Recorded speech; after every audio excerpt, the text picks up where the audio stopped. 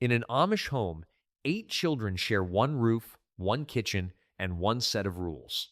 But teen boys and teen girls live almost completely separate lives inside that same house.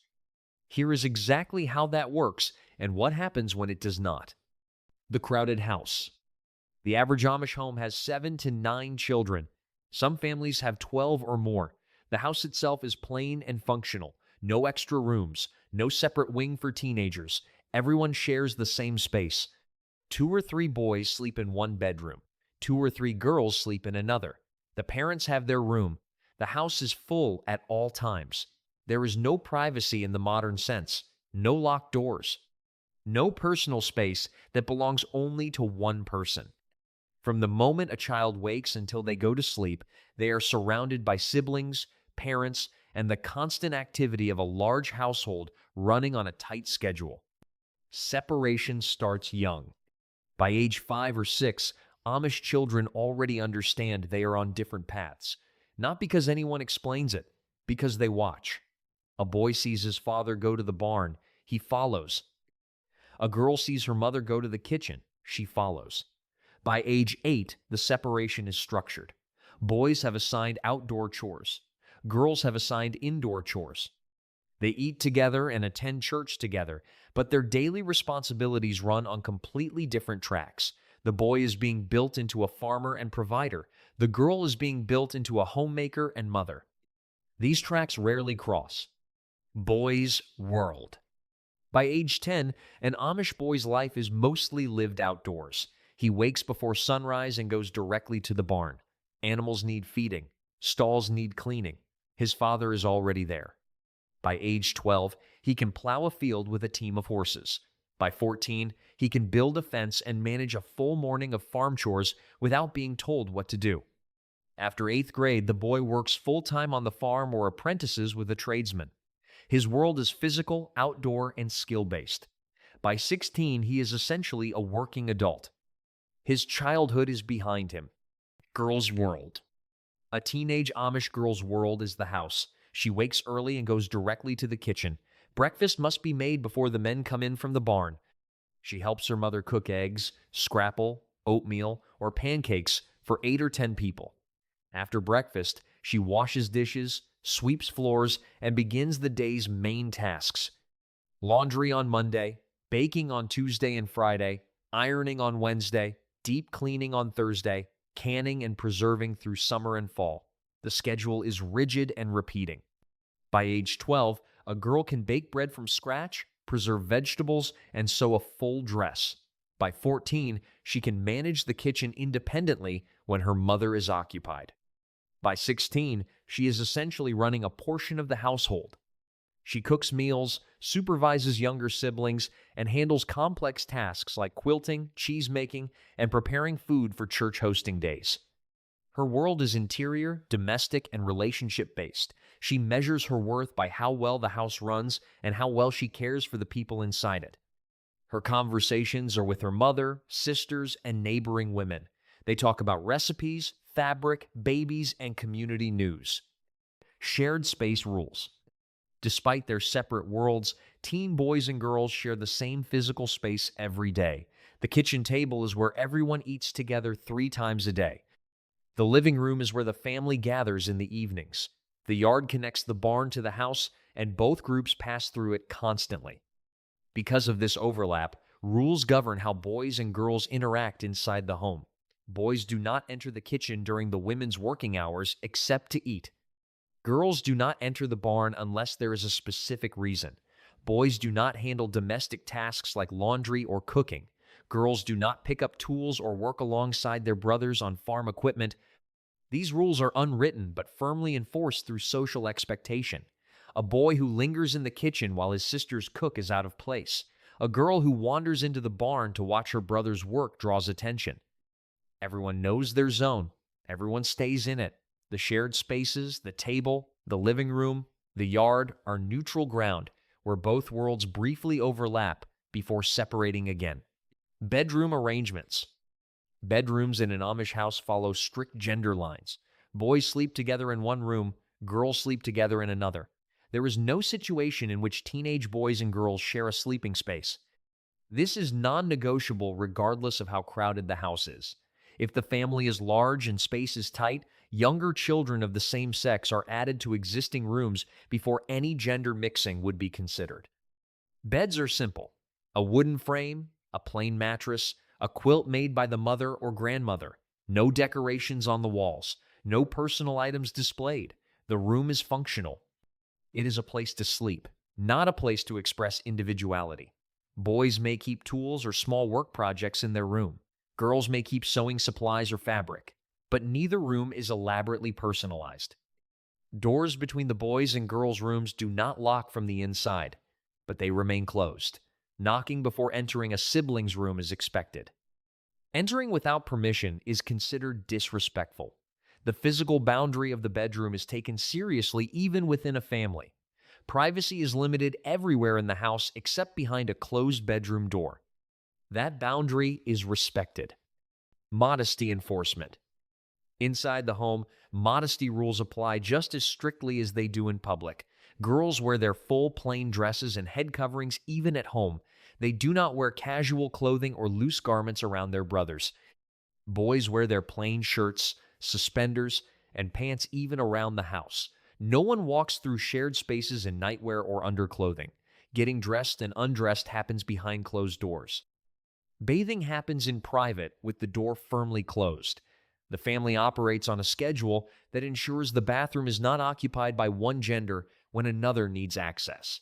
Mornings are coordinated. Evenings are coordinated. There is an understood order for who bathes when and who gets ready first. Modesty enforcement is not just about clothing, it is about behavior. Boys do not make comments about their sister's appearance. Girls do not discuss personal physical matters in front of their brothers. Topics that involve the body are kept strictly private or discussed only with the same-sex parent. A teenage girl who has questions about her changing body talks to her mother, never in a space where brothers might overhear. A teenage boy who has questions about his body talks to his father.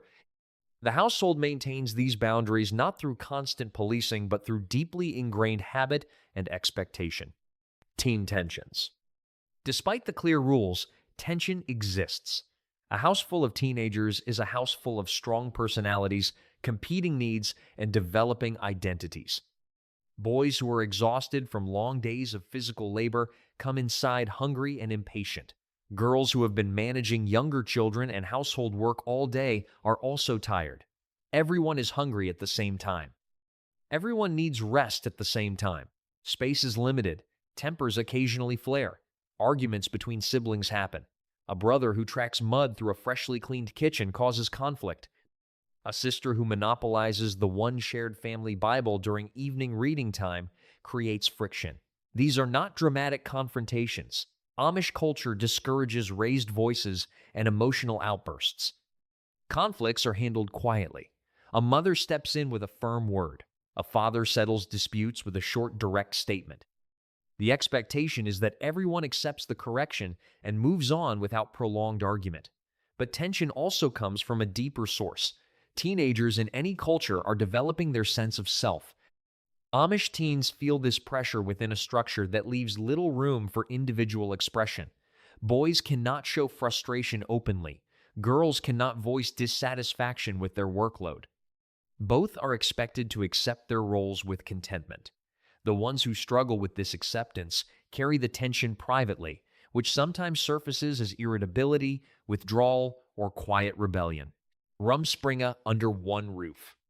When a teenager turns 16, Rumspringa begins. This changes the household dynamic noticeably. The 16-year-old is now operating under relaxed rules. They stay out late on Sunday nights attending singings. They may come home after the rest of the family is asleep. They interact with youth from other districts. Boys may begin arriving at the house to court older daughters. These changes affect the younger siblings watching from inside. A 12-year-old girl notices that her 17-year-old sister now receives a boy visitor on Saturday evenings. She watches how her sister prepares, how she acts differently when he is there, what their mother says and does not say. A 14-year-old boy watches his older brother return from a singing at midnight. He watches what changes about his brother's behavior, his confidence, his spending of time. The household absorbs the Rumspringa teenager without disrupting its structure. The parents allow the freedom while maintaining household rules for everyone else. But the younger children are learning from what they observe. They see that 16 brings change, that courtship is coming, that the path from teenager to adult is shorter than it looks. The Rumspringa teenager is still living under the same roof, sharing the same table, sleeping in the same room with younger siblings. But something has shifted. They are partly in the adult world now. One foot in the house, one foot already heading toward a life of their own. The parents navigate this carefully. They cannot be too restrictive, or the teenager may resent the church and delay baptism. They cannot be too permissive, or the younger children will think rules do not matter. So they hold a quiet middle ground. They acknowledge the freedom without celebrating it. They watch without hovering. They trust the values they spent 16 years building, and in most cases, those values hold. The Rumspringa teenager experiments at the edges, but does not abandon the foundation. The house continues its rhythm. The younger children continue their work. And the 16-year-old moves closer, week by week, to the decision that will define the rest of their life. Leaving the nest. Boys leave first. When an Amish boy marries, he leaves his parents' home and establishes his own household. This typically happens between age 20 and 23. His parents help him acquire land or a home. The community helps him build or settle. His departure creates a shift in the household. The bedroom he shared with brothers has one less occupant. His chores are redistributed among those who remain. His place at the table is empty. Girls leave when they marry as well, typically between age 19 and 22. But a girl's departure is even more complete. She does not just leave the house, she leaves her entire daily world. The kitchen where she cooked for years, the garden she tended, the younger siblings she helped raise. She moves into a new household and immediately becomes its primary manager. Everything she learned from watching and working alongside her mother now falls entirely on her. Some girls feel ready. The years of preparation were thorough. Others feel the weight of the transition more heavily. But both boys and girls leave with something the outside world rarely gives teenagers: complete practical competence. A boy who has farmed, built, and earned since age 14 is prepared to run a farm. A girl who has cooked, preserved, sewn, and managed a household since age 12 is prepared to run a home. They grew up under one roof, separated by role but connected by family, faith, and the shared experience of a life built around work, community, and belonging. When they leave, they carry that structure with them, and they build it again in homes of their own. The leaving is not dramatic. There is no tearful farewell speech, no long goodbye party. The Amish do not perform grief publicly. The family gathers for a simple meal. Neighbors and church members come to help load the wagon or set up the new home. The mother hugs her child. The father shakes his son's hand or squeezes his daughter's shoulder. And then life continues. The remaining siblings absorb the gap. The youngest moves up in responsibility. The household adjusts. But the one who left carries everything with them. Every early morning, every corrected mistake, every skill learned through repetition. The roof they grew up under shaped them completely. And now they go to build one of their own. What happens when Amish teen boys and girls grow up under one roof is both simpler and more complex than outsiders expect. Simpler because the rules are clear. Boys go one direction, girls go another. The roles are defined early and reinforced daily. There is no confusion about who does what or why. The house runs on this division. Everyone knows their lane. But more complex because living that closely together, sharing meals, sharing space, navigating a crowded home through adolescence creates dynamics that rules alone cannot fully contain. Siblings argue. Teenagers feel the pressure of expectations. Rumspringa brings new energy into the house that younger children absorb and older siblings manage. The parents hold the household together through authority, consistency, and faith. What the outside world sees is restriction, separate chores, strict modesty, gender lines that never blur. What the Amish see is preparation. Every chore teaches a skill. Every rule reinforces a value. Every year under that roof builds a person who knows exactly who they are, what they are capable of, and what kind of life they are heading toward. By the time an Amish teenager leaves their parents' home, they are not searching for identity.